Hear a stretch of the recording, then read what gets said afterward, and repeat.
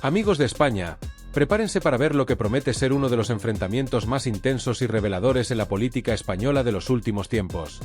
El senador Óscar Puente, conocido por su cercanía al gobierno y por su postura ferviente en defensa de los intereses del PSOE, se enfrenta en esta ocasión a uno de los momentos más complicados de su carrera política.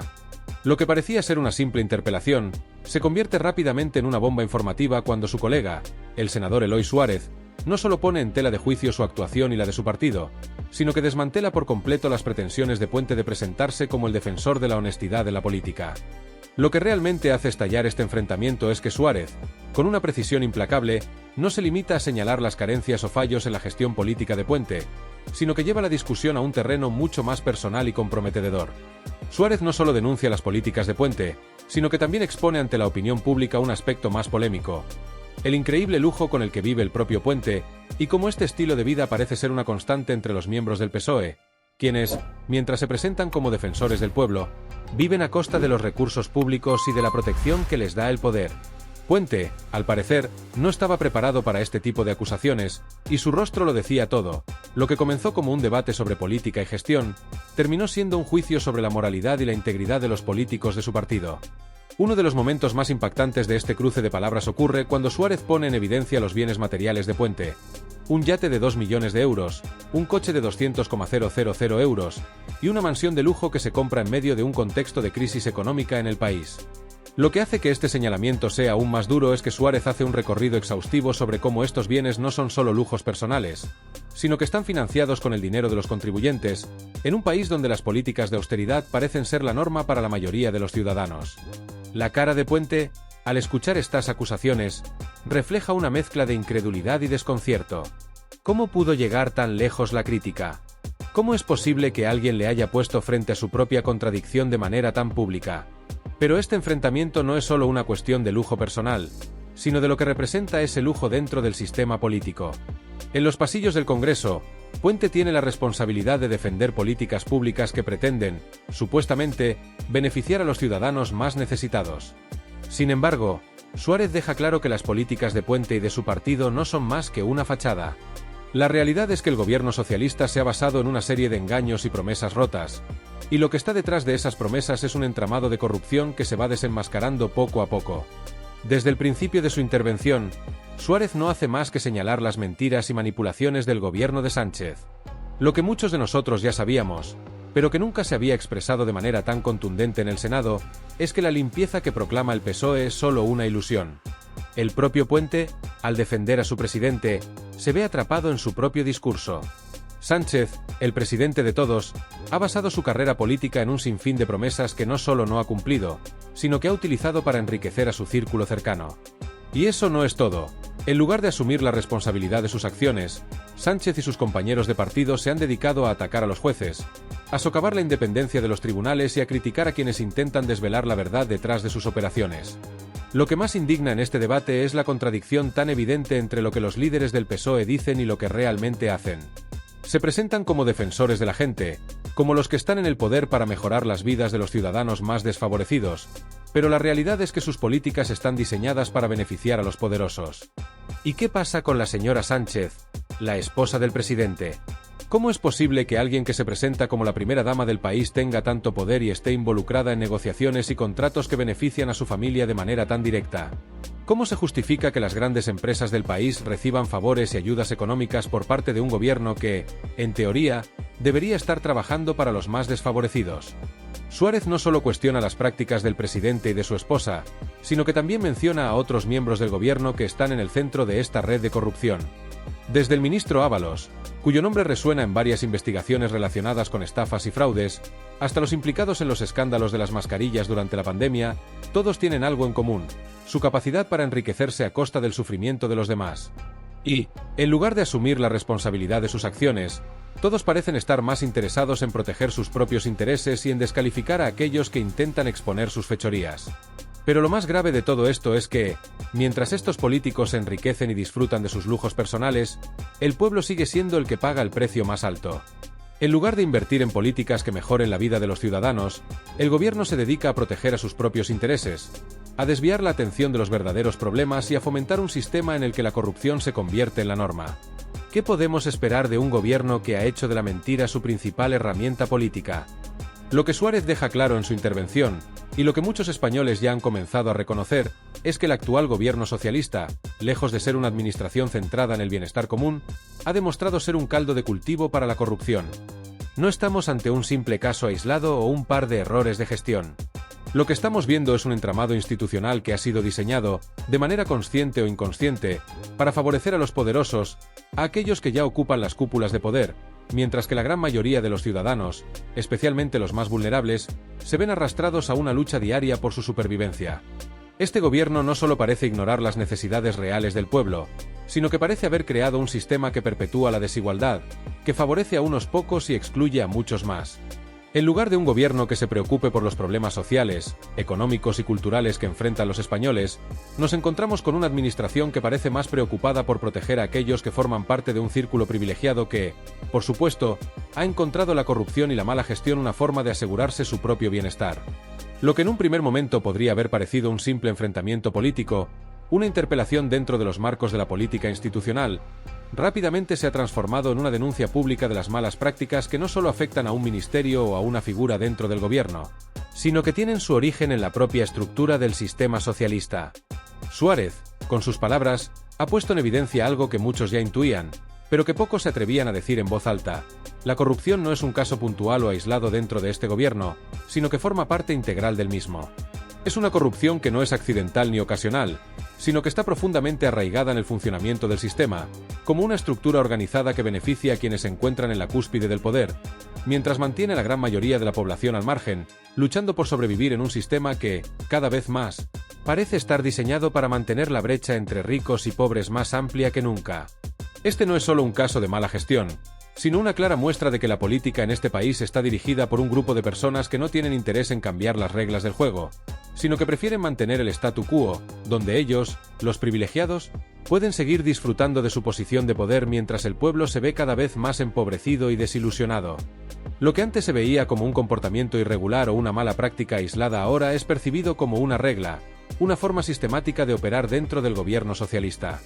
En lugar de corregir estos comportamientos y poner en marcha medidas para erradicar la corrupción, lo que estamos viendo es que el gobierno se ha empeñado en proteger a los responsables de estos actos, a costa de la transparencia y la justicia. La corrupción ya no es una anomalía dentro de las instituciones, sino una característica definitoria de cómo funcionan. Las prácticas corruptas no son errores cometidos por unos pocos, sino una red de intereses cruzados que mantiene a los que están en el poder en una posición envidiable, mientras que aquellos que deberían beneficiarse de las políticas públicas se ven cada vez más excluidos de los recursos y oportunidades. Este patrón no solo está presente en un ministerio o en una figura en particular, sino que se extiende por todo el gobierno, lo que genera una sensación de desconfianza generalizada y de impotencia en los ciudadanos, que ven cómo sus preocupaciones y necesidades no solo son ignoradas, sino que parecen ser aprovechadas para enriquecer a los ya ricos. El caso del cese de Ábalos, uno de los ministros más prominentes dentro del gobierno, es un claro ejemplo de cómo este gobierno maneja la corrupción y los escándalos. La pregunta que ha surgido y que sigue sin respuesta es: ¿por qué fue cesado Ábalos? Nadie sabe con certeza, ni siquiera aquellos que forman parte del círculo cercano del gobierno, como el propio Puente. Y, en un contexto como este, la falta de una explicación coherente solo sirve para alimentar las sospechas de que este cese no fue una mera decisión administrativa o política, sino que fue una estrategia calculada para ocultar algo mucho más grave. La salida abrupta de Ábalos, sin una justificación clara, parece ser un intento deliberado de cubrir las huellas de prácticas corruptas o de evitar que salgan a la luz detalles comprometidos sobre su implicación en manejos irregulares. Cuando un ministro de alto rango es cesado sin dar una razón convincente, se puede suponer que hay algo mucho más siniestro detrás de esa decisión. La falta de transparencia sobre el cese de Ábalos no hace más que confirmar lo que muchos ya sospechaban, que hay algo que el gobierno está tratando desesperadamente de ocultar. En lugar de ser transparente y afrontar las acusaciones, la estrategia ha sido la de tapar las pruebas, silenciar las voces críticas y, de ser necesario, hacer desaparecer a quienes podrían revelar la verdad. Y es que, cuando un miembro tan destacado del gobierno es apartado sin explicación, no podemos pensar que se trata de un simple cambio de personal. Lo que estamos viendo aquí es una maniobra política diseñada para ocultar la verdad, para tapar las vergüenzas de un gobierno que no ha sido capaz de manejar sus propios escándalos. El cese de Ábalos, lejos de ser una decisión sin importancia, debe entenderse como una pieza más en un juego mucho más grande, un juego cuyo objetivo es proteger a los responsables de la corrupción y evitar que el sistema se derrumbe. La falta de justificación sobre su salida solo nos deja con más preguntas sin respuesta y nos hace sospechar que, si se sigue escarbando, se encontrarán pruebas que podrían hacer tambalear aún más la estabilidad del gobierno. Lo que está claro es que la opacidad es la norma en este gobierno, y la transparencia es lo último que se busca. Lo que nos queda por ver es cómo se desarrollará esta batalla política en los próximos días. ¿Surgirán más figuras del gobierno involucradas en prácticas corruptas? ¿Veremos más ceses sin explicación, o por el contrario, el gobierno tomará medidas para limpiar su imagen y dar respuestas claras a los ciudadanos? La pregunta fundamental es si el gobierno tiene realmente la capacidad de afrontar las consecuencias de sus actos y si tiene la voluntad de cambiar las estructuras que lo han llevado a esta crisis de legitimidad. Lo que está claro es que la presión sobre el gobierno socialista está creciendo, y la falta de respuestas claras y de medidas correctivas está haciendo que la desconfianza hacia sus líderes se incremente cada día. La sociedad española, que ha sido testigo de demasiados escándalos, está esperando respuestas que, hasta ahora, han sido escasas, contradictorias o simplemente inexistentes. Mientras tanto, el pueblo sigue esperando respuestas claras y honestas. La paciencia de los ciudadanos está al límite, y las promesas vacías de transparencia y lucha contra la corrupción ya no son suficientes para calmar la indignación que se está extendiendo. La sensación generalizada es que el gobierno ha perdido el contacto con la realidad y que está más preocupado por proteger sus propios intereses que por atender las necesidades del pueblo. Este es un momento crucial en la política española, y la gente está pidiendo un cambio real.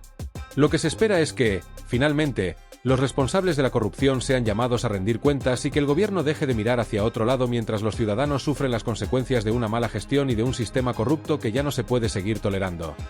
Este asunto no se puede abordar de manera superficial, ni debe ser tratado como un simple malentendido o un caso aislado. No estamos hablando de un puñado de personas que simplemente pasaron por ahí, como intentan hacernos creer. Estamos ante un entramado, una red interconectada que atraviesa diferentes esferas de poder. Desde la Moncloa, pasando por los ministerios, hasta llegar a personajes como Ábalos, Delcy y otros implicados. Esta red está presente en múltiples niveles, extendiéndose incluso a conexiones internacionales, como las vinculaciones con Venezuela. No estamos ante una mera coincidencia, estamos ante una compleja trama de corrupción que ha permeado las instituciones del gobierno socialista. Lo que debería aclararse con urgencia es el silencio de la auditoría. ¿Por qué se han ocultado detalles cruciales sobre cómo se financiaban los lujosos alquileres de mansiones que Ábalos disfrutaba durante sus veranos? ¿De dónde proviene el dinero que pagaba por esas propiedades? La duda aquí no es menor. ¿Acaso ese dinero se desvió de contratos del ministerio? Y lo más grave, ¿por qué no se ha auditado adecuadamente el proceso de adjudicación de esos contratos? Existen múltiples sospechas de sobrecostes y prácticas fraudulentas que han quedado en el aire. ¿Por qué no se ha hecho nada al respecto? Este es un tema que requiere explicaciones claras, porque la sociedad española, y en particular quienes conocemos de cerca la gestión pública, no podemos aceptar más evasivas ni encubrimientos. El caso de la agencia de colocación, conocida como Enfersa, es otro tema escandaloso que ha quedado fuera de la discusión pública. El PSOE ha intentado pasar de largo, sin darle la relevancia que merece. Es indignante que se sigan haciendo oídos sordos frente a este tipo de irregularidades, que involucran no solo recursos públicos sino también la dignidad de muchas personas que se ven atrapadas en estas redes de corrupción. ¿Por qué no se han analizado adecuadamente los contratos adjudicados? ¿Qué están tratando de ocultar? Estas preguntas no pueden quedar sin respuesta. Si realmente se quiere luchar contra la corrupción, no podemos seguir permitiendo que se oculten los hechos. Al ver la actitud del compareciente, no puedo evitar señalar que su sorpresa por mi presencia aquí carece de fundamento. Yo he comparecido a todas las sesiones de control a las que he sido convocado, siempre he cumplido con mi deber, incluso cuando otros miembros de su partido se ausentaron. Fue el Tribunal Constitucional quien le señaló por actuar de espaldas a la ley, no yo. Entonces, ¿qué tipo de lecciones pretende impartirnos ahora? Porque el gobierno, cada martes, está obligado a comparecer en las sesiones de control del Senado, como parte de su responsabilidad ante las instituciones. Y, sin embargo, lo que más me sorprende es la falta de preparación y la falta de compromiso con el propósito de esta sesión. Ni una sola palabra relacionada con el objetivo de esta comparecencia, ni un mínimo esfuerzo por abordar las cuestiones fundamentales que se están planteando. Por otro lado, me parece completamente incongruente que usted, con la gravedad de las acusaciones que enfrenta su propio partido, siga desviando la atención hacia temas que no tienen relación con el objetivo de esta interpelación. La comparecencia de hoy debería haberse centrado en cuestiones importantes, pero en lugar de ello, usted se ha dedicado a atacar sin sentido, a descalificar sin fundamento. Y, lo que es peor, ha evitado dar respuestas claras y concretas sobre los temas cruciales. En lugar de eso, ha preferido lanzar ataques sin base que no hacen más que alimentar la desconfianza en el sistema. En cuanto a la falta de transparencia en su ministerio, no puedo dejar de cuestionar su actitud. He formulado una serie de preguntas legítimas, relevantes, que son fundamentales para que los ciudadanos españoles puedan entender lo que realmente está ocurriendo bajo su gestión. Y sin embargo, su respuesta ha sido un silencio absoluto, una evasión descarada. Este silencio no es accidental, sino que evidencia la complicidad del gobierno. Es evidente que la estrategia de su partido, y en particular la de su ministro, es tapar, ocultar y desmentir todo lo relacionado con la corrupción. Y esto, en última instancia, siempre lleva al mismo punto, la Moncloa y Ferraz. La corrupción se ha sentado en los pasillos del poder y está siendo protegida por aquellos que deberían estar al servicio de la transparencia y la justicia. Quiero decirlo de manera clara, su intento de negar la corrupción dentro de su partido es completamente insostenible. La historia de su vida pública está llena de contradicciones, de casos que, aunque usted trate de silenciar, son bien conocidos. Desde su compra de propiedades inmensas, como la casa que adquirió en circunstancias cuestionables, hasta el uso de vehículos de lujo y yates de millones de euros, la hipocresía de su posición es evidente.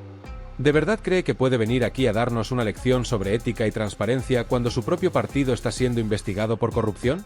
Usted y su partido están profundamente comprometidos en una red de corrupción, y parece que está dispuesto a todo con tal de desviar la atención de su responsabilidad.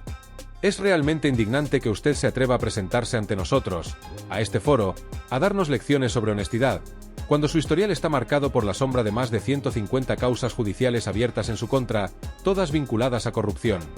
¿De verdad se siente en una posición en la que puede hablar de moralidad y ética, cuando tiene que rendir cuentas ante la justicia por sus propias acciones? Yo me pregunto, ¿realmente se cree con el derecho de hablar de valores cuando está empapado hasta las rodillas en escándalos de corrupción que no solo lo afectan a usted, sino a todo su entorno y, por extensión, a las instituciones de este país? Es una verdadera vergüenza que usted, alguien tan comprometido con estos graves cargos, se presente aquí como si fuera un ejemplo de virtudes.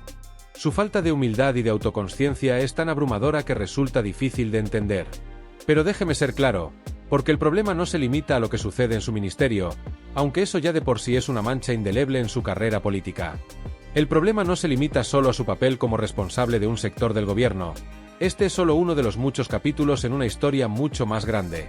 Una historia que está plagada de mentiras, engaños, y una corrupción que ha corroído las estructuras más fundamentales de nuestra democracia. Un sistema que ha sido socavado por los mismos actores que deberían estar protegiéndolo, no solo para su propio beneficio, sino también para el bienestar de los ciudadanos a los que se supone que deben servir. Y ahora, en lugar de dar un paso atrás, reflexionar sobre su comportamiento y asumir las consecuencias, lo que hace es seguir dando lecciones de moralidad a todos los demás, cuando su propio historial está lleno de opacidad, encubrimientos y decisiones cuestionables. Lo que más me desconcierta, y le debo decir que es algo que me resulta realmente difícil de comprender, es el hecho de que su partido y su entorno sigan negando los hechos. La corrupción que lo rodea a usted y a muchos de sus compañeros de partido no es algo que pueda ocultarse con palabras vacías. ¿Cómo puede usted continuar con esa actitud de tapar el sol con un dedo, de pretender que nada de esto ha sucedido, cuando el pueblo español ya está completamente al tanto de lo que está pasando? Los medios de comunicación, las investigaciones judiciales, las denuncias de ciudadanos y organizaciones, todo está señalando lo mismo. La corrupción está profundamente incrustada en las entrañas de su gobierno. Y en lugar de enfrentarlo, en lugar de ser valiente y reconocerlo, lo que hace es recurrir a una estrategia que ya no engaña a nadie, la estrategia del silencio, la negación y el encubrimiento. Es inaceptable que usted siga manteniendo que su partido y su líder, Pedro Sánchez, están completamente ajenos a estos casos de corrupción, como si todo fuera producto de una conspiración externa, como si todo fuera parte de un complot para desacreditarlos. Pero esa postura, tan desesperada como incoherente, no puede sostenerse por más tiempo. Los hechos están ahí, a la vista de todos, y su continuo intento de negar lo que está sucediendo es una falta de respeto no solo para las víctimas de la corrupción, sino también para los ciudadanos que esperan transparencia, justicia y, sobre todo, responsabilidad por parte de sus gobernantes. Porque no se trata de casos aislados, no son simples errores que se puedan olvidar con el tiempo. Cada vez que sale a la luz un nuevo caso, cada vez que se destapan más evidencias de mal manejo, de desviación de fondos, de fraude, de engaños, usted y su partido intentan taparlo, desviar la atención, hacer creer a la gente que no es tan grave, que no hay nada que investigar, que todo es parte de un malentendido. Pero esa estrategia, señor, no tiene futuro. La gente no es tonta. El pueblo español no es ingenuo. Cada vez más personas se dan cuenta de lo que está sucediendo dentro de su gobierno, de la forma en que la corrupción se ha infiltrado en sus filas, en las estructuras del poder.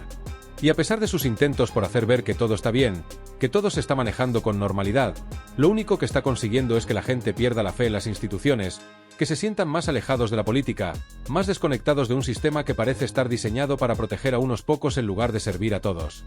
La gente sabe lo que pasa, y lo que más molesta es que su respuesta, en lugar de ser un acto de arrepentimiento, es un intento descarado de tapar la verdad. No lo logrará. La gente está hablando, las evidencias están saliendo a la luz, y todo el encubrimiento que usted intenta hacer no durará mucho tiempo.